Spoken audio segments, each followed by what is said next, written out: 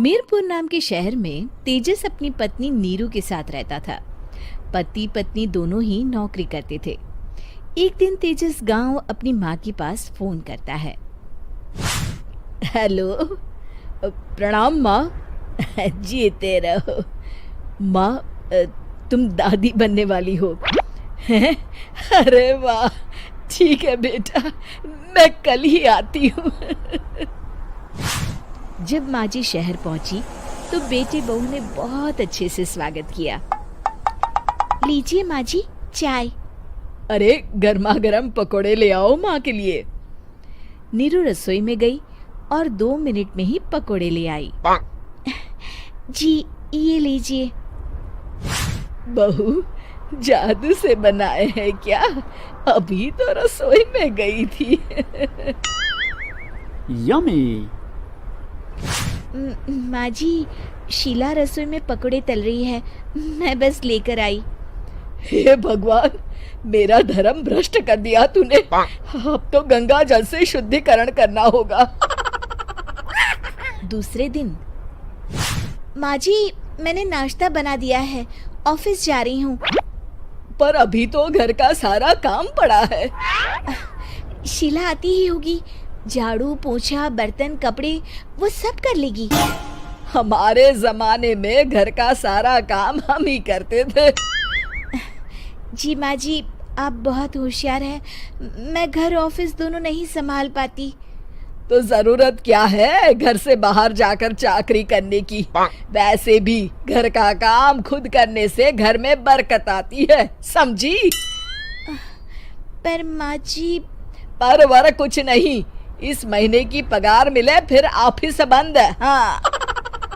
रात को नीरू तेजस से कहती है, सुनिए जी, माँ जी बोल रही थी कि मैं नौकरी छोड़ दूं।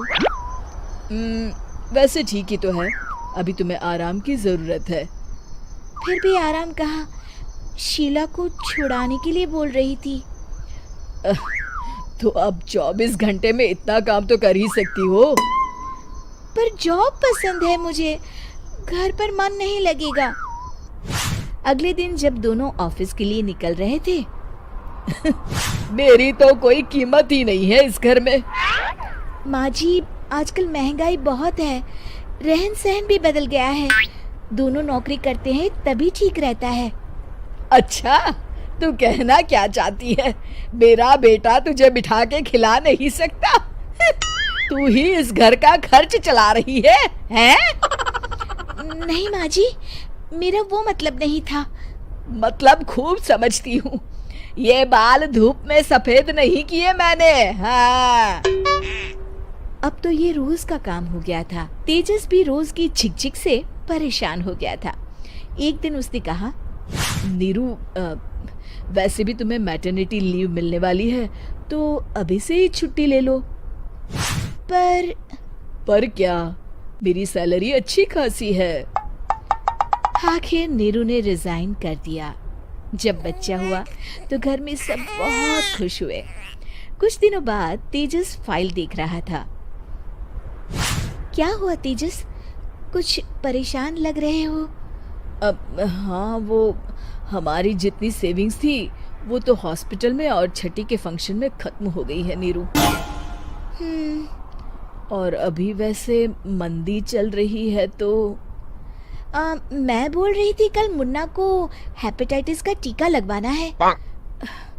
नीरू, क्या पोस्टपोन नहीं कर सकते? नहीं जी, बिल्कुल नहीं। अब तेजस को समझ में आ रहा था कि उससे गलती हुई है। पैसों की कमी का असर घर के माहौल पर भी पड़ रहा था। अगले दिन, बेटा मेरा चश्मा और ये दवाइयाँ ले आना, पर्चा देते हुए माँ जी ने कहा। जी। तेजस, मुन्ना के लिए दूध का डिब्बा और डायपर भी ले आना, और ये किराने के सामान की लिस्ट है, इसे भी लाना है। तेजस गुस्से में लिस्ट मरोड़कर फेंकता है और चिल्लाता है, पैसे क्या पेड़ पर उगते हैं? ये ले आना, वो ले आना। अरे पर ये जरूरत का सामान ही है। वो गुस्से में बिना कुछ कहे ऑफिस चला गया। अरे लंच तो ले जाइए। नीरू दौड़कर डिब्बा पकड़ाती है। एक दिन खाना खाने के बाद, नीरू, अब तो मुन्ना कुछ बड़ा हो गया, तो अब तुम वापस ज्वाइन कर लो ना जॉब। पर इस रिसेशन में जॉब मिलना बहुत मुश्किल है। ट्राई तो करो। फिर मुन्ना, माँ जी है ना, और एक फुल टाइम मेड भी लगा लेंगे। पर माँ जी, उन्हें तो पसंद नहीं। तभी माँ जी वहाँ आ जाती है और प्यार से नीरू के सर पर हाथ फेरते हुए बोलती है, अब मेरी समझ में आ गया बहू, पहले के और अब के समय में अंतर है। तुम काम शुरू करो, मुन्ना की जिम्मेदारी मेरी। मेरी प्यारी माँ जी, ये कहकर नीरू उनके गले लग गई। शिक्षा, परिवर्तन संसार का नियम है, हमें भी समय के साथ चलना चाहिए।